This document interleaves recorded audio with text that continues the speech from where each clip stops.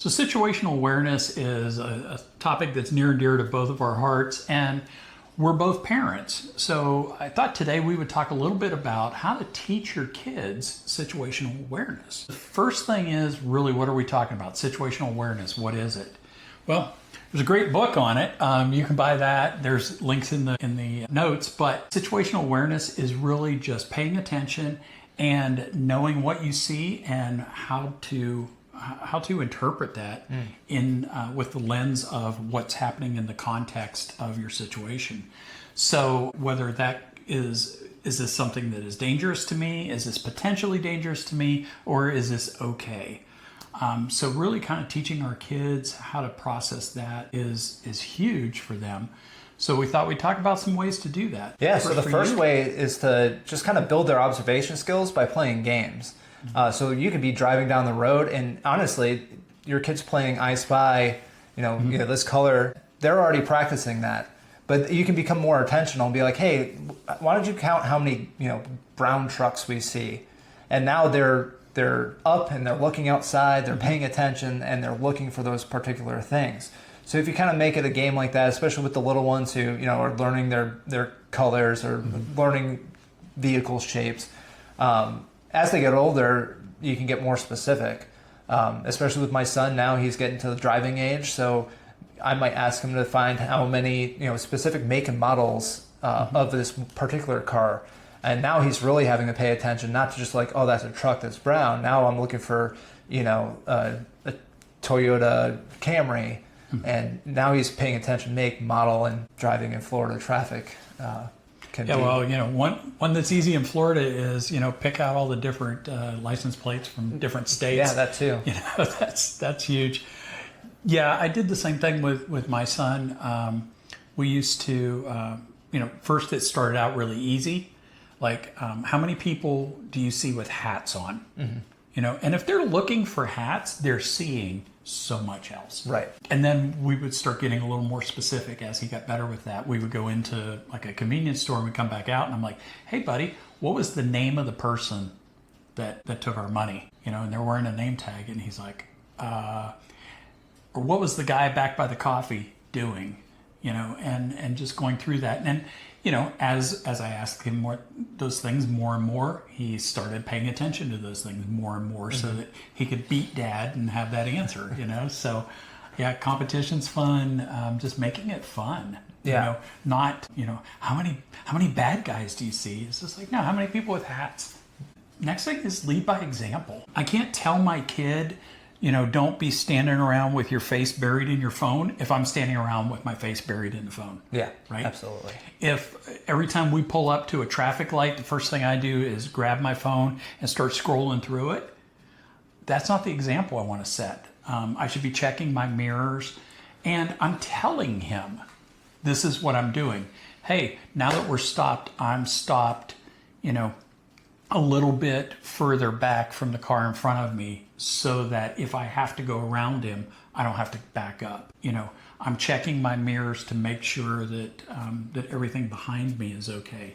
Make sure that the traffic that's stopped or that should be stopping has stopped, that kind of thing. So just talking them through that, and letting them kind of hear how you're thinking and processing things. Yeah, I know even with my wife early on in our marriage, she knew my situational awareness was much greater than hers was. So when we were out and about and she would see me looking around, she would ask, like, what are you looking for? What are you looking at? What are you seeing? And then I would tell her, like, oh, this guy is wearing clothes that don't match the weather, so I'm keeping my eye on him. Or, I don't like how this person's walking up with his hands in my pocket, or his pockets. If his hands were in my pockets, that'd be a whole different problem. That's a different conversation right there. Yeah, that's one of those no words conversations. But she would just ask me what I'm looking at, and I would tell her, and now she's much more observant than when I met her. Yeah, I know, and I talked about it in the book too. When my wife and I started dating, there was that dance about who's going to sit where, and as she learned it, she now can predict where I'm going to sit. And she's okay with that, but then when I'm not with her, she knows where she should be sitting to have a good view of of the area. Yeah. And spoiler alert, back to the wall isn't always the best seat. Yeah. No, it's funny. My wife and I were watching Terminal List, and the scene where James Reese comes in and looks at the reporter and says, "I need that seat." She's like, "Oh my gosh, that's you and Alan." No lie detected. Yeah. That's true. Yeah, so going on from that, it's just encourage the communication. So when my wife asked me, "Hey, what are you looking at?" I'm like, I didn't say, shut up, woman, and just follow me. I told her, and that encouraged more questions and more conversations about it. So don't shut down your kids if they're like, "Hey, Dad, why are you looking at your mirrors?" Well, let them know and have those open communications. And then let them share their observations too.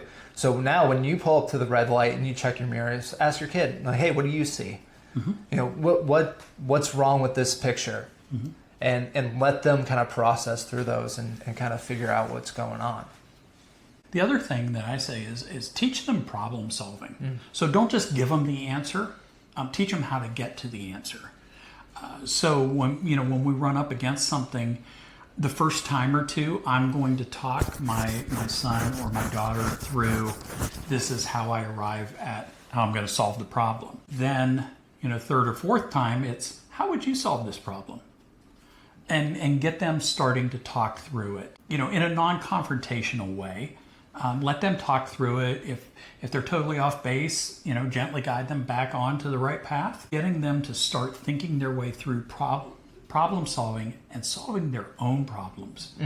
Because Dad won't always be there to solve the problem for them or to protect them. So getting them to start thinking that way and encouraging them to kind of game things through.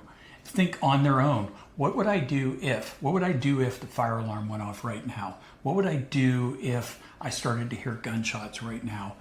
And just thinking those things through. And we can have that conversation so that we can guide them to the right answer, the one that will protect them. Yeah, and playing those what-if games are super easy. I know I wrote an article about it a while ago and had posted it. Just, kind of the what-if games I always play. And I started to include my family in those too. And, I only have like 2 or 3 because otherwise I'm sitting there in what if land and my wife's staring at me because we're out at dinner. So I minimize it to like 2 or 3 what if games. And they're not what if Hezbollah jumps out of the back of the airplane and parachutes down on the building I'm in. It's, what if the guy 3 seats down has a heart attack? What if someone comes in here with a gun and demands money? And, and what if there's a car wreck outside? Yeah. And, I just kind of play off those 3 similar situations. And I do that in my daily life, and I encourage my kids to participate in that. So when we're out and about, that's when I ask them the what-if games. It's not necessarily something we, sit around the dining room table and at home and play, but it's, while we're out driving. And actually, they've asked me, like driving down the road, like, "Hey, Dad, should we stop and help this person who's pulled over on the side of the road?" And I said, "Absolutely not, with you in the car." Yeah. And then I explained, why. It's not safe for you to be on the side of the road. It could be, a bait and switch type of situation. I'm not willing for my car to get carjacked with my kids inside of it. So I will drive past. I can call roadside assistance if I feel it necessary, but otherwise... Yeah. If you're in the car, we're not stopping.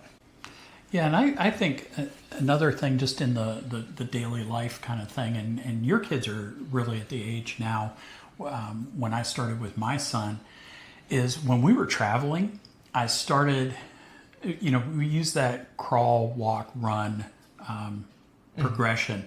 So like Atlanta Airport is a great teacher. So, as we're going through, I'm explaining to him, this is the terminal, A, B, C, D. This tells you which terminal. And then the gates are in numerical order, odds and evens, that kind of thing. Here's the train that takes you between those. So he hears that a few times. And then, here we are. It's like, okay, buddy, where are we going? We're going to gate B5. I'm following you. Show me how to get there. He knows at that point that I'm not going to let him get, kidnapped and murdered. But at the same time, he all of a sudden feels that responsibility. I did it to him in Washington, D.C. I'm like, hey, man, pull out your phone. Look up the address for the National Law Enforcement Memorial. So he pulls it out and he's like, oh yeah, okay, I got the address. I'm like, great, guide us there. You got a phone in your hand, man. Yeah. Guide us there. And so he did. And partway through, I'm like, hey, I want coffee in the meantime. So we're going to take a detour and you got to get back on there, just to make it more fun for him. But having that opportunity while we can be there as their training wheels so that they're not 25 and in an airport by themselves and freaking out because they don't know what to do. Absolutely. And then the important thing is once your son navigates you to the National Law Enforcement Memorial, you need to award him for that. Tell him he did a good job. Yeah. Depending on their age, buy them ice cream. Give them praise and awards for accomplishing those tasks as you move along. Or even like going back to finding the different types of cars in the car trip. Reward them at the end. Make it a challenge. If you have more than one kid, whoever finds the most gets a candy bar wherever we're stopping or something like that. Competition always adds a little fuel to the fire, but your kids aren't competitive at all. No, not at all. But the kids need to know that they did it and did it well. Yeah. Otherwise, they'll just be like, well, I didn't do a good job, I'll stop.